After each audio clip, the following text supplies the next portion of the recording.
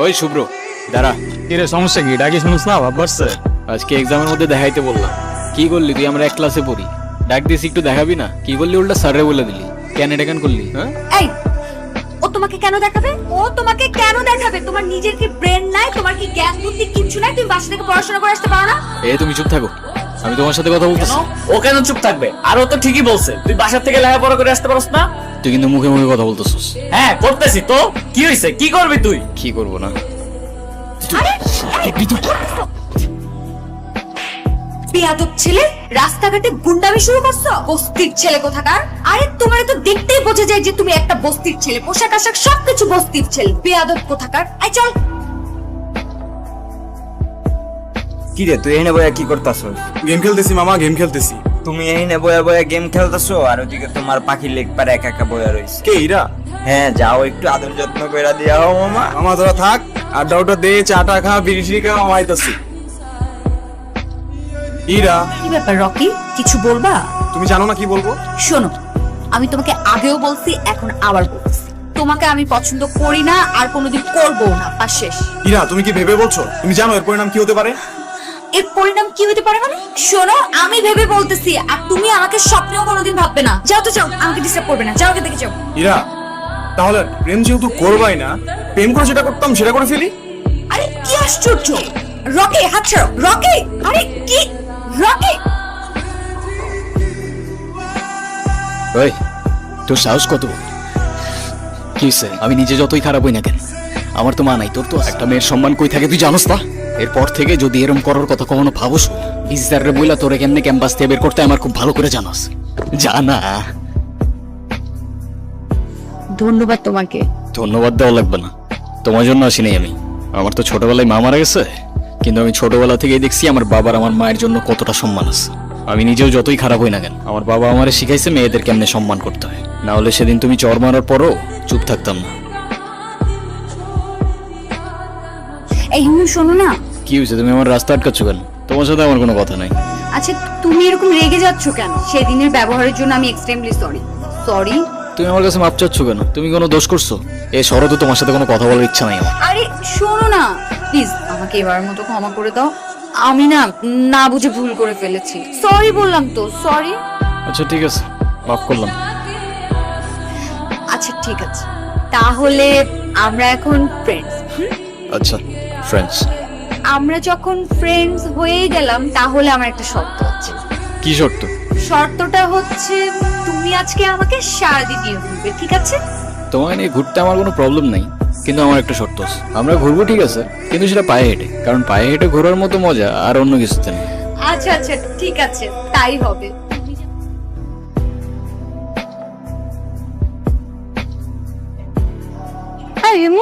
তুমি বাদামের খোসা সহ কেন খাচ্ছ? বাদামের খোসা ছাড়াইতে আমার কাছে ঝামেলা মনে হয়, আর এমনিও এভাবে বাদাম খাওয়ার মধ্যে আলাদা একটা ফ্লেভার আছে। তাই না?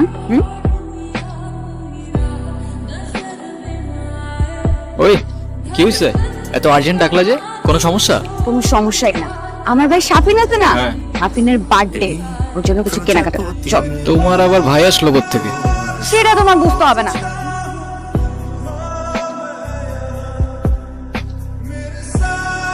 এই হিমু, তোমার এই যে চুলগুলো, এগুলো যে এত এলোমেলো অগোছালো, সবসময় দেখলে একদম তোমাকে পাগলের মতো লাগে। লোকজন কি ভাবে বলো তো? আমার কাছে সেটা মনে হয় না, আমার কাছে তো এমনিই ভালো লাগে। কল আসছে, দাঁড়াও। হ্যাঁ বাবা, কি হয়েছে? আচ্ছা তুমি থাকো, আমি আসতেছি। এ মামা রাখেন তো একটু। এরা আমার না মনে হয় এখন যাওয়া উচিত, বাবার শরীরটা খারাপ। উচিত মানে কি? এক্ষুনি যাবে, যাও যাও যাও, তাড়াতাড়ি যাও। আচ্ছা তুমি সাবধানে যাও তাহলে। আচ্ছা এই এটা ধরো। এগুলো কেন? এগুলো তোমার জন্য কিনেছি। আমার মানে? তোমার জন্য মানে এগুলো আমি তোমার জন্যই কিনেছি। নিজে থেকে তো কখনো কিছু কিনবে না, থাকবে পাগলের মতো অগোছালো। এখন থেকে তোমাকে গুছিয়ে দেওয়ার দায়িত্বটা আমি নিলাম। হায় রে, তুমিও না পারো। আচ্ছা তুমি সাবধানে যাও। এই মামা চলেন। হ্যালো হিমো, গুড মর্নিং। কি ব্যাপার, এত সকাল সকাল কল দিছো কেন? এটা এত সকাল? সকালে কোনোদিন ঘুম থেকে উঠেছেন আপনি? এটা এত সকাল না, সকাল 9টা বাজে। 10টার দিকে আমাদের ক্লাস শুরু হয়ে যায়। আরে আমি কখনো টাইম মতো ক্লাসে গেছি নাকি? সেটাই, সময় মতো ক্লাসে যাননি, কিন্তু এখন থেকে প্রত্যেকটা দিনই সময় মতো ক্লাসে যাবেন। আমি বলেছি তাই। সরি, পারবো না। পারবে না? আচ্ছা ঠিক আছে, তোমার পারা লাগবে না। আজকের পর থেকে তুমি আমার সাথে আর কোনো কথা বলবে না, আমিও তোমার সাথে কথা বলবো না। রাখছি, বাই। এই দাঁড়াও দাঁড়াও, আরে রাগ করো কেন? আচ্ছা ও ঠিক আছে, আসতেছি আমি। শোনো, এমনি এমনি আসলে কিন্তু হবে না। কালকে তোমাকে আমি যা যা কিনে দিয়েছি ওগুলো পরে পরিপাটি হয়ে তারপরে আসবে, ঠিক আছে? আচ্ছা ঠিক আছে।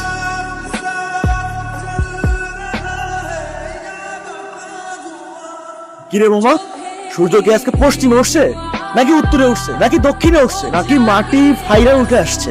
আমি তো কিচ্ছু বুঝতেছি না। যে কিনা ঠিক মতো কখনো ক্যাম্পাসে আসে না, সে আজকে ক্লাস টাইমের আগে ক্যাম্পাসে এসে হাজির। মানে কিছু বুঝতেছি না আমি। তোর এই জাদুর রহস্যটা কি মামা, বলতো আমারে? আছে এক জাদুকর যে তার রহস্যময় জাদু দিয়ে চেঞ্জ করে বলছে আমাকে। মানে সেই জাদুকরটা কে? আমাদেরকে বল, আমরা একটু শুনি। আরে কিছু জিনিস থাক না গোপন, some things are meant to be kept secret. জানিস হিমু, তোকে যদি আগে দেখতাম তাহলে গর্তটা প্রেতেই পড়তাম না। আচ্ছা হিমু, তুমি কি কাউকে ভালোবাসো? না ভাই, এসব ভালোবাসাটা আসে আমার দিয়ে হবে না। প্লেটোর মতো আমারও মনে হয় love is a serious mental disease. তুমি শোনো না, তুমি কি আমাকে তোমার লাইফের অনেক ইম্পর্টেন্ট কোনো পার্সন মনে করো? আচ্ছা শোনো, আমরা যখন আমাদের সময় কাউকে দিই, আমরা আমাদের লাইফ থেকে একটা অংশ তাদেরকে দিয়ে দিই, যেটা আমরা কখনোই ফেরত পাবো না। তো যেহেতু আমি তোমার সাথে অনেক সময় কাটাই, তো তার মানে এইটাই, তুমি আমার লাইফের ইম্পর্টেন্ট একজন, আমার অনেক ভালো বন্ধু প্লাস আমার বেস্ট ফ্রেন্ড। ও, তোমার জন্য একটা জিনিস আনছি, নাও। বাদাম? কি ব্যাপার, তুমি আবার খোসা সহকারে বাদাম খাচ্ছ? আরে বাবা, আমি পারি না খোসা ছাড়াই বাদাম খাইতে, কি করবো আমি? কি ব্যাপার, তুমি খোসা সহ বাদাম খাচ্ছ কেন? শোনো, যে মেয়ের বেস্ট ফ্রেন্ড খোসা ছাড়িয়ে বাদাম খেতে পারে না, সেই মেয়ের খোসা সহকারে বাদাম খাওয়া উচিত, বুঝলে? নাইস, আমার লাইনে আসতেছো। কিরে, ইরা কইরা দেখছস তোরা? কই, আমরা তো এখানে অনেকক্ষণ যাবত বসে আড্ডা দিচ্ছি, এরাকে তো দেখিনি। আচ্ছা থাক, তোরা দেখে আসি আমি।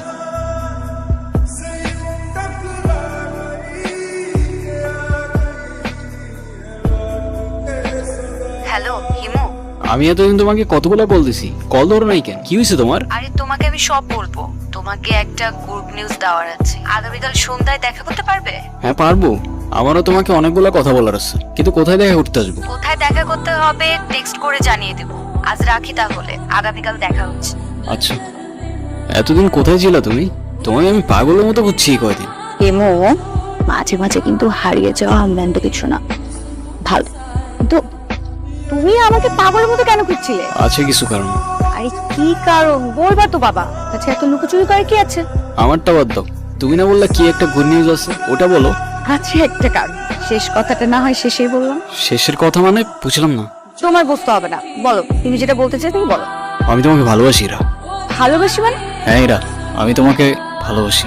সেই ছন্ন ছাড়া হিমু আজকের হিমুতে পরিবর্তন হয়েছে শুধুমাত্র তোমাকে ভালোবাসে বলে। হিমুর জীবনে ইরা না আসলে এই জীবন কখনো পসিবলই হইতো না। এতদিন আমি কিছু বলতে পারিনি ভয়ে যে আমাদের ফ্রেন্ডশিপটা নষ্ট না হয়ে যায়, কিন্তু আমি আর পারতেছি না ইরা।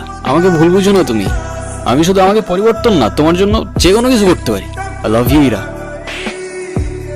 দেখো ইমো, আমি তোমাকে আমার ফ্রেন্ড ছাড়া কখনোই কিছু ভাবিনি। আরে আমরা একসাথে ঘুরতাম, আড্ডা দিতাম, আমরা অনেক বেশি ফ্রি ছিলাম। দেখো এটা না যে আমি তোমাকে ভালোবাসতাম। আর তাছাড়া ইমো, আমার বিয়ে ঠিক হয়ে গেছে, আর এই কথাটাই আমি তোমাকে বলতে এসেছিলাম। আরেকটা কথা, আজকের পর থেকে আর কোনো দিন তুমি আমার লাইফে ব্যাঘাত ঘটাবে না। আমাদের আর কোনোদিন দেখা হবে না, এটাই আমাদের শেষ দেখা। ভালো থেকো। প্রত্যেকটা মানুষের জীবনেই এমন একজন আসে যে কিনা এলোমেলো জীবনটা গুছিয়ে দিয়ে যায়, কিন্তু সেই গোছানো মানুষটাকে ধরে রাখার মতো সাহস বা ক্ষমতা নিয়ে কেউই আসে না।